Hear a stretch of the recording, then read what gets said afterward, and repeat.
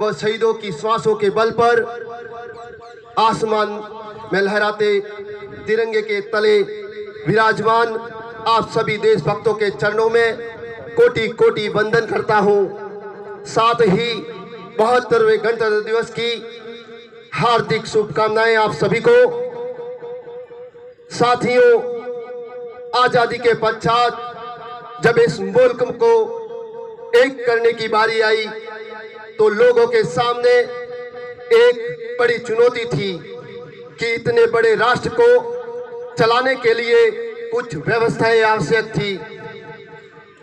तब इसी आजाद भारत की अंधेरी कोठरियों के रोशनदान बाबा साहब भीमराव अंबेडकर, सचिदानंद जी सिन्हा, डॉक्टर राजेंद्र प्रसाद जैसे लोगों ने संविधान नामक बीज का रोपण भारत की चरमराई हुई व्यवस्थाओं में किया, जो आज विश्व भर में भारत को एक अलग पहचान दिलाता है।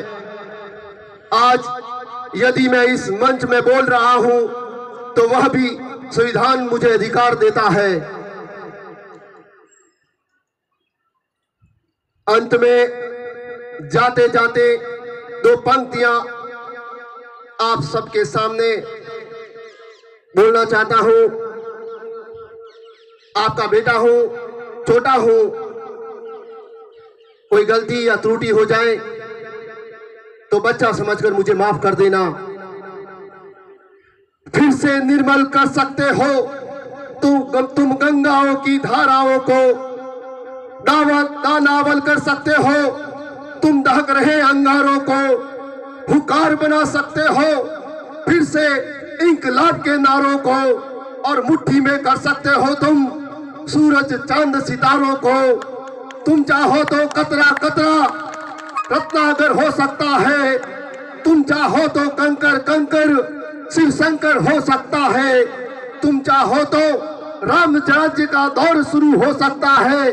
हाँ, तुम चाहो तो राम राज्य का दौर शुरू हो सकता है, और तुम चाहो तो, हाँ तुम चाहो तो रेवदर फिर से विकास की ओर बढ़ सकता है। ये रेवदर फिर से विकास की ओर बढ़ सकता है।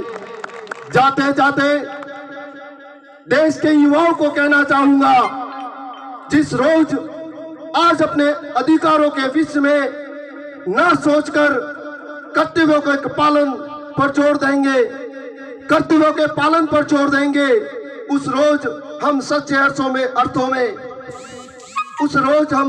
अर्थों में गणतंत्र दिवस मनाएंगे।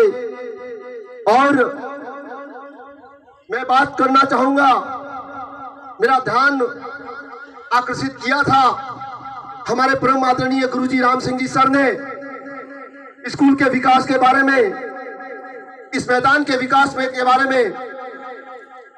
मैं आपसे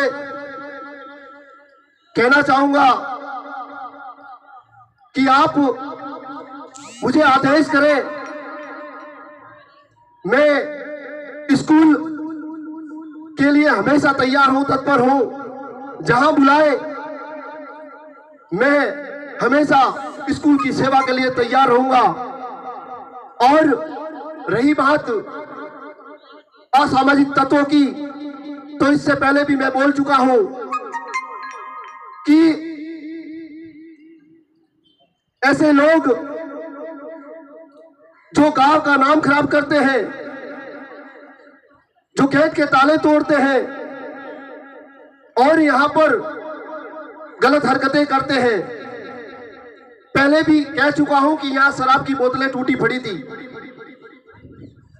सर, मैं आपको कहूंगा कि मैंने सोच रखा है कि इस मैदान के चारों तरफ कुछ लाइटें लगा दूं, हो सके 3-4 लाइटें शुरू रहेगी, उजाला रहेगा, तो उजाले में ऐसी हरकतें करने में उनको शर्म भी आएगी।